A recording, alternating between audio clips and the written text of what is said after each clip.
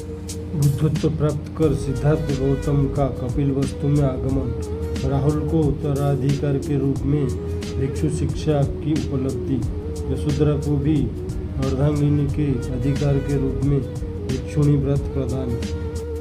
अब हुआ ही ठीक ऐसा ही। सम्यक संबुद्धि प्राप्ति के पश्चात एक दिन चारिका करते हुए मैंने अपने साथी भिक्षु वृंद के साथ कपिलवस्तु नगरी की सीमा पर पहुंचने की वार्ता यशोधरा के कानों पर पड़ी। उसका रोम रोम पुलकित हो उठा। यशोधरा के मन में विचार तरंग उठने लगे। यशोधरा अपने आप से ही कहने लगी, मेरे मन की असीम आनंद से सराबोर उस क्षण की स्थिति को कौन भला समझ सकेगा, और यह देव दुर्लभ आनंद में किसके साथ भला बांटूं। मैंने अपने छोटे राहुल को ही अपने सम्मुख एक आसन पर बिठाया और उसी पर अपने मन का समूचा आनंद में उड़ने लगी। राहुल हंस रहा था। राहुल समझ नहीं पा रहा था कि आज माँ को क्या हुआ है। मेरी आधी बात वो समझ पाता और आधी नहीं। फिर भी अपने मन की बात विस्तार से कहते हुए मैं अपना मन हल्का कर रही थी। राहुल, देखो बेटे, कल तुम्हारा पितृ सिंह पधार रहे। वे प्रसाद के बाहर ही खड़े रहेंगे, भीतर नहीं आएंगे, क्योंकि भिक्षुओं के लिए अपना निजी घर परिवार वर्जित है।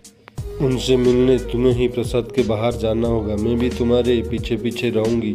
मैं तुम्हें संकेत कर दूंगी कि उस भिक्षु समूह में तुम्हारा पितृ सिंह कौन है, और ऐसे तो यह तुम्हें बताने की आवश्यकता ही नहीं होगी कि उनके मुखमंडल पर बिलसने वाला असाधारण तेज सम्यक संबुद्धि का वो आलोक ही बता देगा तुम्हें कि तुम्हारा पिताश्री कौन है। जैसे ही वे प्रसाद के द्वार पर पधारेंगे, तुम दौड़कर उनके पास जाना और उनसे लिपट कर कहना, माँ कहती है कि मैं ही आपका पुत्र हूँ और आपकी सारी संपत्ति का उत्तराधिकारी मैं हूँ, इसलिए मैं आपसे अपना अधिकार मांग रहा हूँ। दूसरे दिन जब मैं राजप्रसाद के द्वार पर पहुँचा तो यशोधरा ने राहुल को संकेत किया कि मैं ही उसका पिता हूँ। राहुल तुरंत दौड़ता हुआ मेरे पास आकर मुझसे लिपट गया और मुझसे उसने कहा, पिताश्री, मुझे अपना अधिकार दीजिए। सरल हृदय और निष्पाप राहुल की बात सुनकर मुझे हंसी तो आई ही,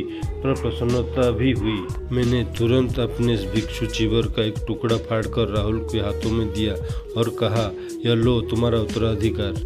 आज इसी क्षण तुम निर्वाण के पार्थिक बन चुके हो। मैंने तुम्हें प्रवर्जित कर दिया है। और इसी प्रकार राहुल भिक्षु संघ में प्रविष्ट हो गया।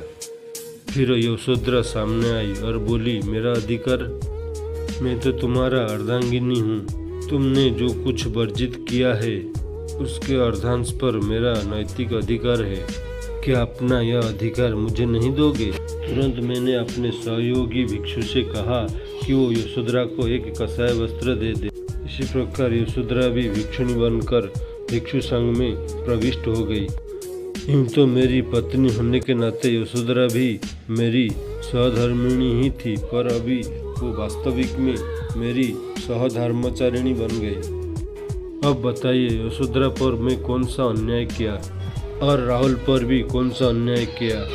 क्या अपने आप्तों के निर्वाण के पथ पर अग्रसर करना एक सच्चा पति का तथा एक सच्चे पिता का सर्वश्रेष्ठ कर्तव्य नहीं है? और क्या अपने इस परम कर्तव्य का मैंने भली भांति परिपालन नहीं किया? परंतु दुखद आश्चर्य की तथा दुर्भाग्य की बात यह है कि जो लोग सांसारिक दुख की दलदल में पूर्णतया फंसे हुए हैं, इन्हें यह विचार परिचित दुख की दलदल ही अच्छी लगती है और वे चाहते हैं कि सभी लोग इसी दलदल में ही फंसे रहे, इसके बाहर निकलने का प्रयास ना कर। लौकिक सुख स्वार्थ ही इन लोगों का धर्म होता है। यदि कोई व्यक्ति इस घोर सांसारिक से ऊपर उठना चाहे तो ये संसार शक्त लोग उसकी आलोचना करने लगते हैं। मैंने तो 100% अपने सर्वोच्च कर्तव्य का पूरा परिपालन किया है। अब कोई अज्ञानवश या स्वार्थवश इसे समझना ही ना चाहे तो भला क्या किया जा सकता है? ऐसे तो मुझे अपने पक्ष का समर्थन करने की भी कोई आवश्यकता नहीं, वो तो स्वयं स्पष्ट है। परंतु फिर भी मैं अपना पक्ष लोगों के सामने इसलिए प्रस्तुत कर रहा हूँ कि अपने आलोचकों को भी मैं सम्मान की दृष्टि से देखना चाहता हूँ, वरना शासन के अनुसार तो जिस मुमुक्ष में सम्मानार्थ सर्वसंग परित्याग किया है। इसके लिए कोई भी सांसारिक कर्तव्य शेष नहीं रहता। कर्तव्य अकर्तव्य के लौकिक क्षेत्र के परे चला जाता है।